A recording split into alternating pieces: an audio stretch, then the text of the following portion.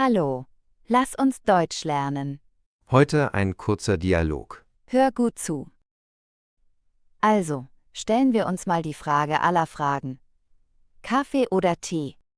Oh, das ist eine schwere Entscheidung. Ich meine, beide haben ihre Vorzüge.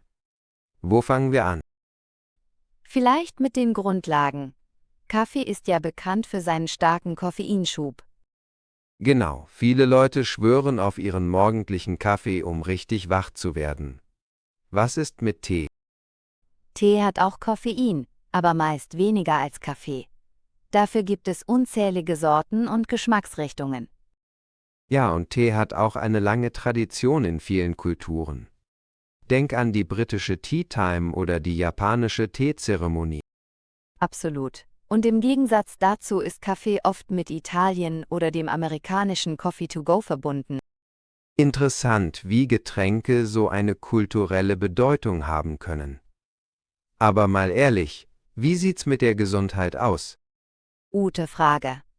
Kaffee soll die Konzentration fördern und kann sogar beim Abnehmen helfen.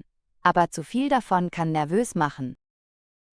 Richtig. Und Tee, vor allem grüner Tee, ist bekannt für seine Antioxidantien. Das soll gut fürs Herz und die Haut sein. Aber Vorsicht, schwarzer Tee kann auch viel Koffein enthalten. Fast wie Kaffee. Stimmt. Und nicht zu vergessen, der Genussfaktor. Für mich gibt es nichts Besseres als den Duft von frisch gemahlenem Kaffee. Das klingt verlockend. Aber ich liebe es, wie beruhigend eine Tasse Kräutertee nach einem stressigen Tag sein kann. Was ist mit dem sozialen Aspekt?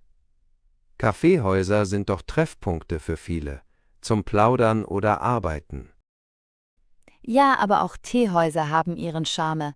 Sie laden oft mehr zum Entspannen ein, finde ich. Also, was würden wir unseren Zuhörern raten?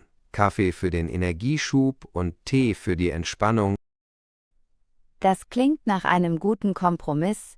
Vielleicht kommt es auch einfach auf die Tageszeit oder die Stimmung an. Oder man experimentiert ein bisschen. Es gibt so viele Varianten und Mischungen.